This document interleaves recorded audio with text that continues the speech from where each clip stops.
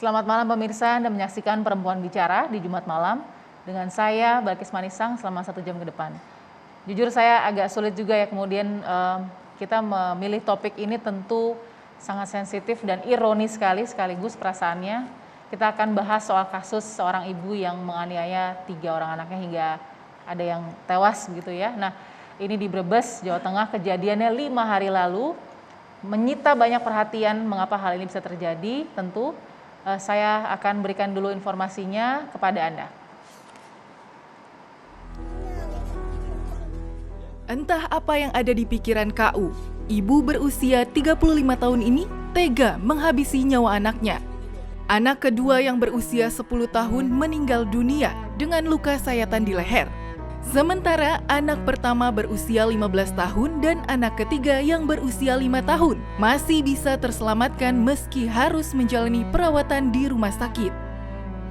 Tak ada yang menyangka kasus pembunuhan di Desa Tonjong, Kecamatan Tonjong, Kabupaten Brebes, Jawa Tengah ini bisa terjadi. Kerabat bahkan tetangga mengenal pelaku sebagai ibu yang sangat menyayangi anak-anaknya. Hubungan dengan suami bahkan terbilang harmonis. Suami pelaku pun tak percaya dengan apa yang menimpa keluarganya. Berdasarkan pemeriksaan, pelaku sering mendapatkan bisikan goib untuk menghabisi nyawa anak-anaknya, supaya tidak hidup susah seperti dirinya. Pelaku yang dulunya bekerja sebagai perias pengantin juga bercerita, bingung akan tinggal di mana jika suaminya kehilangan pekerjaan. Saat ini suami pelaku bekerja sebagai satpam di Jakarta.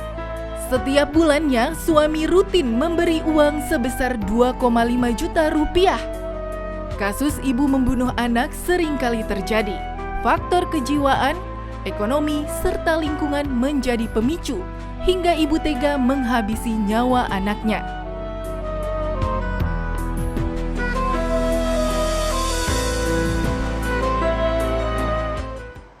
Baik, miris sekali tadi ya, saya revisi sedikit tadi usia dari anak-anak yang menjadi korban adalah 10, 7, dan 5 tahun.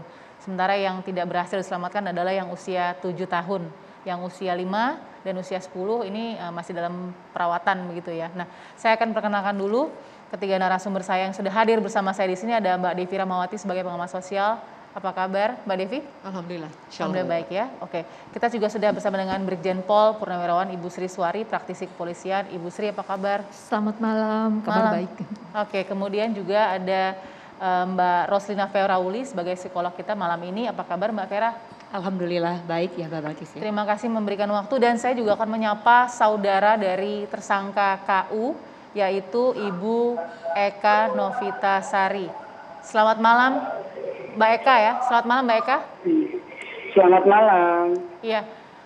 Oke baik Ibu Eka, pertama saya turut berduka cita Ibu Eka atas kejadian ini ya. Mungkin bisa diinformasikan dulu saat ini bagaimana komunikasinya mungkin Ibu Eka dengan tersangka ataupun suami dari tersangka ataupun dengan anak-anak sendiri yang masih dalam perawatan. Silakan Mbak Eka. Kalau untuk komunikasi ke Mbak Kantinya sendiri, yang tiap hari apa gimana ini ya? Iya, yang setiap hari pasca kejadian kemarin. Oh, ya dia orang pendiam sih Mbak, jarang berkomunikasi.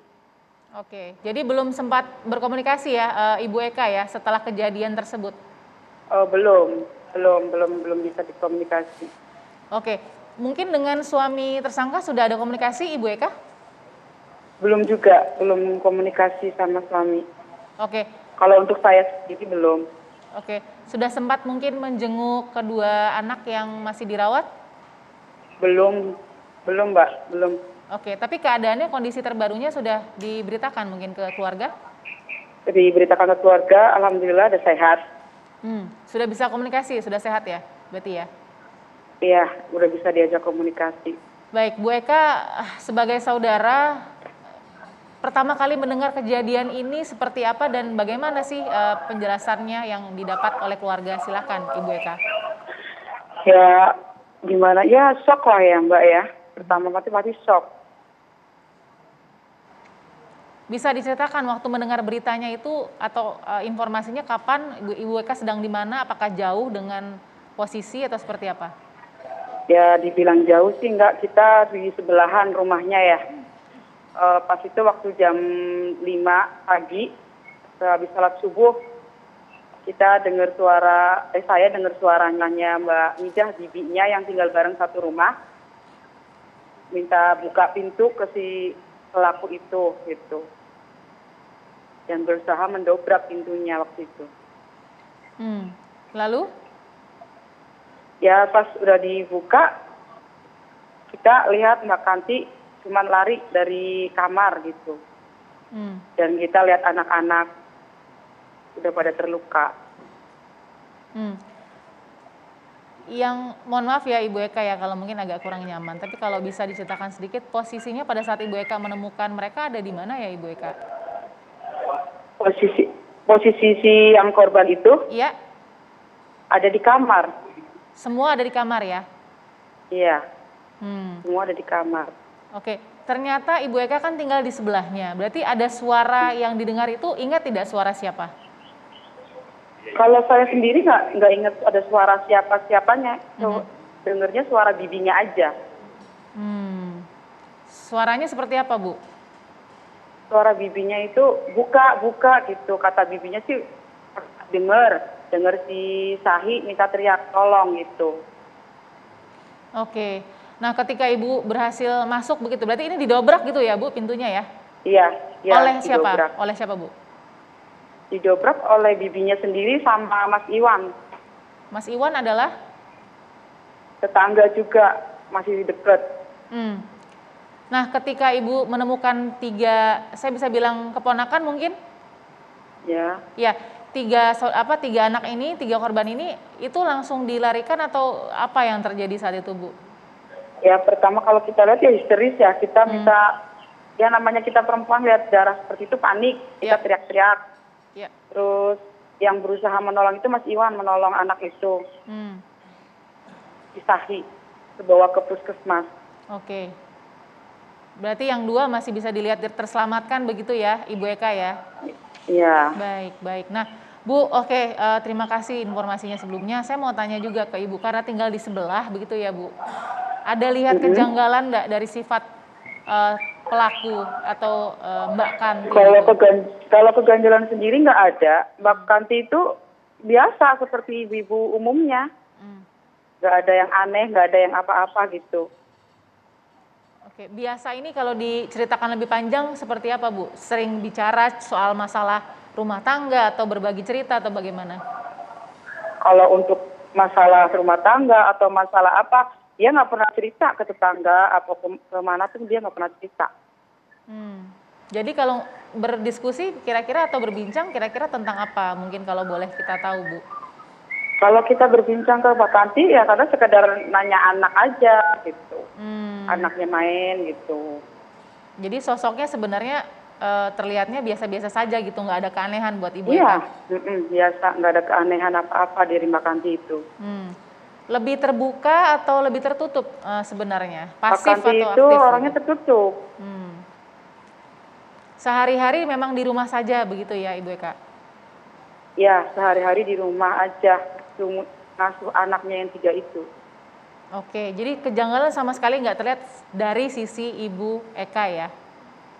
Iya, nggak ada kejanggalan apapun. Oke, nah profesi dari Mbak Kanti yang Ibu Eka sadari seperti apa pekerjaannya?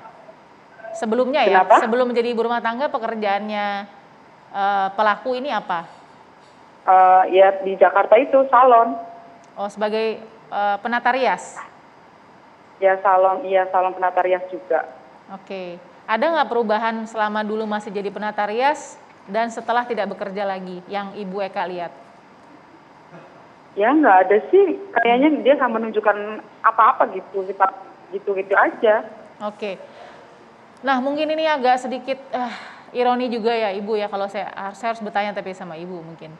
Dengan Ibu tahu kejadian ini, perasaan yang ada di dalam keluarga kan pasti dilematis ya Bu ya, gitu Ya. karena kan apalagi melihat video yang merupakan testimoni atau kesaksian dari pelaku sendiri ya pada saat pemeriksaan.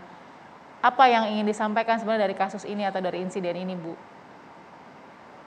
Ya gimana ya namanya ini ya, Musibah ya Bu ya? lebih nggak bisa ngomong lah Bu lah kalau gitu malah.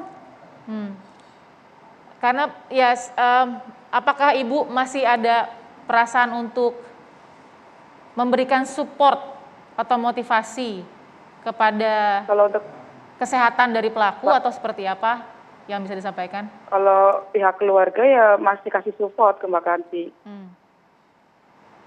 Jadi perasaannya bukan lebih ke amarah ya Bu ya? Mohon maaf saya harus klarifikasi. Ya nggak ke amarah. Baik, oke. Ibu, saya akan kembali ke Anda, tapi saya mau tanya dulu ke Ibu Sri Suwari dulu ya. Pertama, Ibu Sri Suwari mungkin yang dianalisa dari kasus ini pertama, apa Bu catatannya? Yang pertama adalah pertama-tama kita sama-sama berduka cita dan berdoa dalam hati untuk memohonkan anugerah terbaik dari yang masih hidup maupun yang sudah menghadap kehadirat Allah. Dari kasus ini polisi sebenarnya cukup cermat dalam bertindak sehingga dia tidak berlama-lama di kantor polisi. Diamankan oleh Polsek, langsung dibawa ke Polres. Setelah di Polres diajak bicara pun nampaknya tidak nyambung, polisi tidak ada pilihan lain selain berkoordinasi dengan rumah sakit. Akhirnya disepakati sorenya langsung dibawa.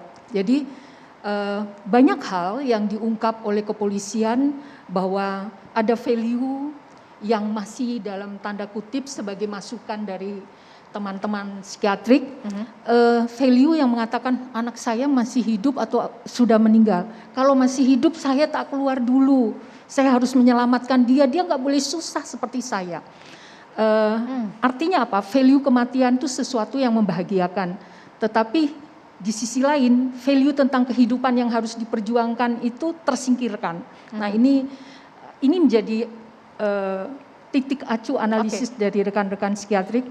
Nah kemudian yang kedua, dia menyatakan bahwa kebahagiaan anak itu memang tujuan dia yang pertama, meskipun berkali-kali ditanya membahagiakan cara apa, pokoknya meninggal, mati, itu yang selalu dia ucapkan. Sehingga polisi tidak lagi berlama-lama langsung dibawa ke sana. Memang secara teori dibutuhkan waktu 3 hari, tapi kan ada preconditioning ya, sehingga 3 hari kan ini sudah 5 hari. Ini belum bisa disimpulkan. Belum bisa disimpulkan. Kendati demikian, Mohon maaf, menyimpulkan apa Ibu Sri? belum bisa disimpulkan apa yang terjadi pada Pelaku. pada pelaku, terduga pelaku ini. Apa sih sesungguhnya yang terjadi? Apakah kepadanya kan nanti mesti akan ada faktor-faktor pemicu, faktor penyebab, lalu bagaimana treatment selanjutnya, lalu nanti dari sisi aspek hukumnya bisa nggak dimintai pertanggungjawaban dalam kondisi psikologis seperti ini, tingkat keparahannya sejauh mana gitu ya. Nah tapi yang patut kita syukuri adalah ketika anak-anaknya pulih, sudah sehat, tinggal pemulihan dari aspek psikologisnya. Kalau anak yang umur kecil, yang paling bungsu sekitar 4 lebih masuk ke 5 tahun itu mungkin karena dia belum mengerti apa yang terjadi, dia lebih cepat beradaptasi. Apalagi ayahnya datang. Jadi dia langsung lengket ke ayahnya. Kemudian yang kedua, sementara yang pertama karena dia sudah cukup berusia 10 tahun sudah paham, hari pertama, hari kedua, hari ketiga sampai keempat itu dia masih menanyakan adiknya. Nah baru hari ini kita mencoba menghibur, mengalihkan perhatiannya dia dengan mainan, karena anak perempuan sering diajak bicara sama unit PPA. Jadi yang kecil diajak mainan, dia senang, kelihatan senang. Nah kami juga sempat berkomunikasi, menanyakan kepada sang suami bagaimana intensitas komunikasinya, bagaimana pola komunikasinya, pertemuan secara fisik berapa. Kalau dilihat seperti itu tampaknya wajar-wajar saja ya. Contoh 2 hari sekali pasti video call. Artinya di situ ada kontak batin yang diperantarai fisik. Anak-anak pun mengenal bapaknya dengan baik kalau dari situ. Lalu dia pulang setiap bulan tuh ada waktu 3 hari. Dia bersama. Nah memang ketika apa yang paling sering dikeluhkan, dia mengatakan bahwa capek ngurusin anak-anak nggak pada nurut. Masih hal-hal yang wajar, kemanjaan seorang perempuan ya, dihibur oleh suaminya. Nah, ada kekhawatiran dia juga untuk anak yang ketiga, telat bicara. Tapi ketika diajak bagus mobil. Jadi sebenarnya hanya mungkin mengalami delay ya dalam pembicaraan. Speech delay ya. Nah ini dugaan pihak kepolisian, Kartini orangnya perfeksionis. Jadi mengharapkan semua itu seperti yang dia harapkan. Nah itu yang pertama. Oke, itu dari psikiater kepolisian ya, paling tidak analisa awal ya, Bu Iya, Sri ya. iya. Oke. Analisa awal. Oke, kita sambung lagi tadi sedikit, sudah banyak sepertinya tadi ya informasi tadi yang mungkin kita bisa akan bahas setelah ini, apa yang terjadi oleh Ibu Kanti mungkin dan juga kemudian masyarakat di sekitarnya. Sesaat lagi tetap di Perempuan Bicara.